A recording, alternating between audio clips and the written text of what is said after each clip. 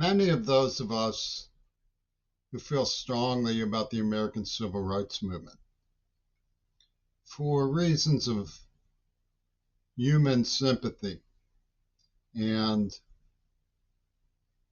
America's place, have been concerned lately that there might be attempts of an organized nature to change our understanding of the position of the civil rights movement in pedagogy, which means teaching, and historical place of honor. It has taken the form of a return to innuendo, probably secrets told between children, bigotries, and suppression of information. So it's important to look at some of the styles that have been used. For example, an attempt to make antipathy towards white seem to be central to the message of the civil rights movement. This comes from a number of different quarters that are worth thinking about. But it's not true. Slavery, of course, was the problem. The idea that black people were unequal to and not entitled to equal participation in the American enterprise. The fruits of their labor were denied them and taken from them by force. There were many gestures by white people in their defense. And I could rattle off names like Elijah Lovejoy, James Garfield,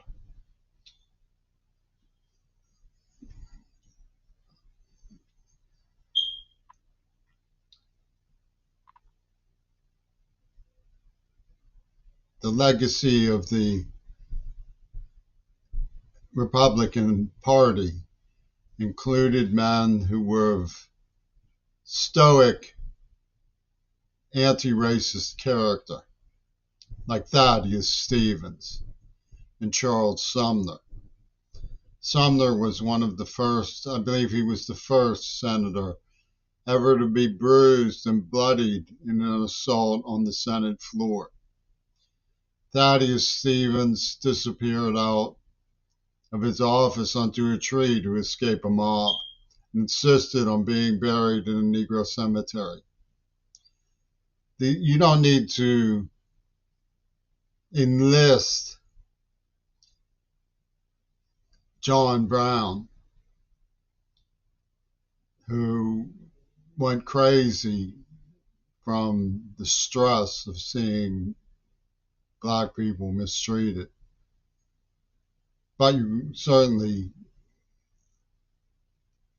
can't negate his significance in the confrontation that developed between the North and South.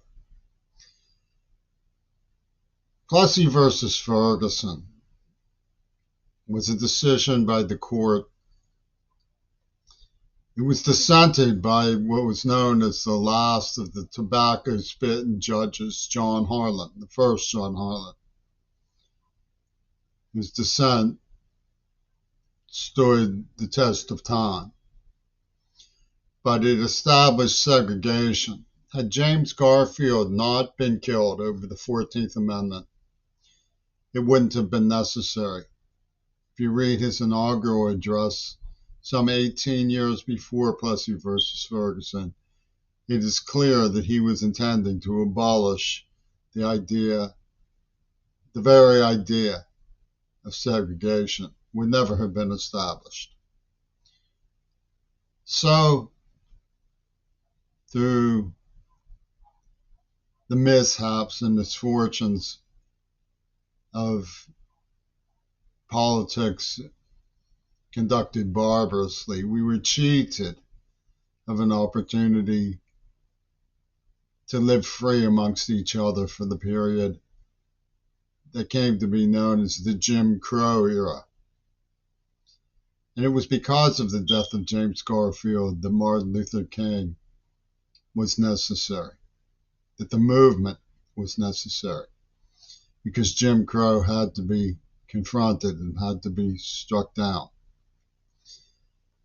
There's a misunderstanding in some people's minds as to what civil disobedience meant in the Jim Crow era.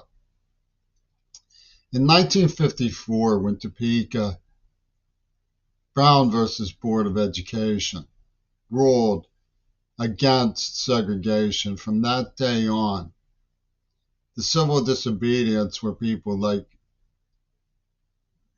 Jim Clark in Selma, Alabama, refusing to register black voters. The law was on the side of the marchers, the movement, across the Edmund Pettus Bridge, which has been memorialized in cinema and books like Selma, Lord Selma. There are many very good books that tell the story about the Mississippi Freedom Democratic Party, the MFDP, which involved Bob Moses, Fannie Lou Hamer, and others who went south into the long, hot summer and registered sharecroppers at great risk to themselves. The stories of the individuals, the unique individuals, James Farmer, Rosa Parks, Ralph Abernathy, James Bevel and Diane Nash, people who established the legacy. And of course, the quiet people who are overlooked, I should say, never forgotten, but overlooked. The ones who did the dishes and cooked for the gatherings and kept the books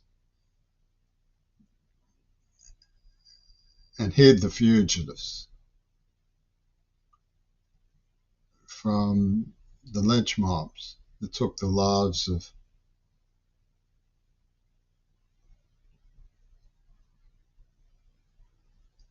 people we don't even know.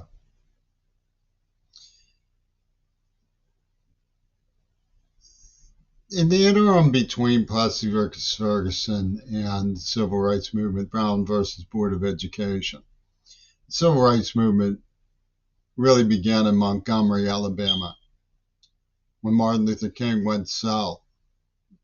He had married Coretta, and up north there were opportunities. The suit and tie aristocracy, the NAACP, in New York, like Roy Wilkins and Thurgood Marshall, were battling things out in the courts.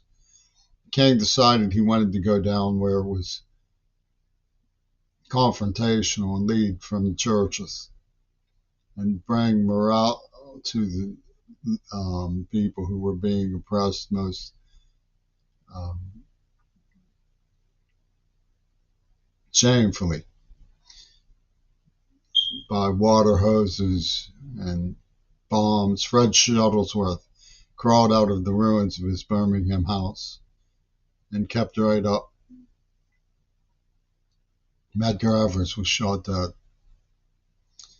But the NAACP has a history that goes back to the time of the Harlem Renaissance, the Jim Crow era, before that happened, when writers like Langston Hughes and Conte Cullen were exciting and prosperous and in their prime.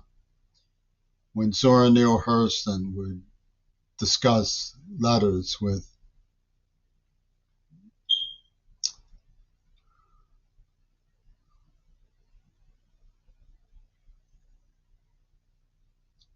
the writer of Native Son, Richard Wright.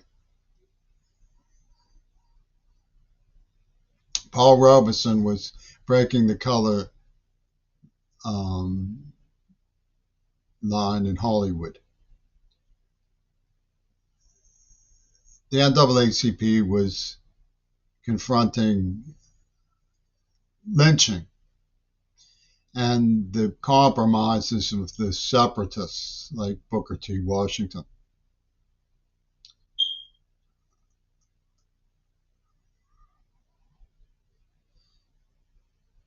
Who established the Tuskegee Institute and wrote the Atlanta Compromise.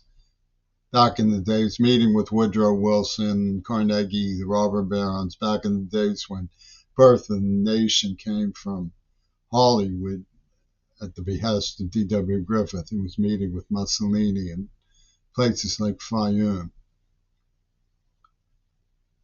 meeting with Luigi Freddi and Gabriel D'Annunzio.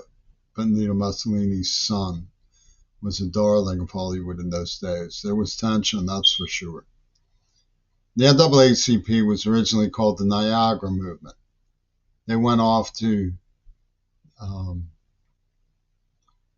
Niagara Falls to get away from the spas of Booker Washington. And the Niagara Movement became the NAACP. And the more you thumb through the stories, the more you remember from the days when you would read these books. Remember when you read Walking with the Wind, cover to cover, unable to put it down? Remember when you read And the Walls Came Tumbling Down? Do you remember when you read Strength to Love in large print because of a splitting headache in Des Moines, Iowa? Do you remember reading Lay Bare the Heart by James Farmer, or This Little Light of Mine about Fannie Lou Hamer by Kate someone? Do you remember reading about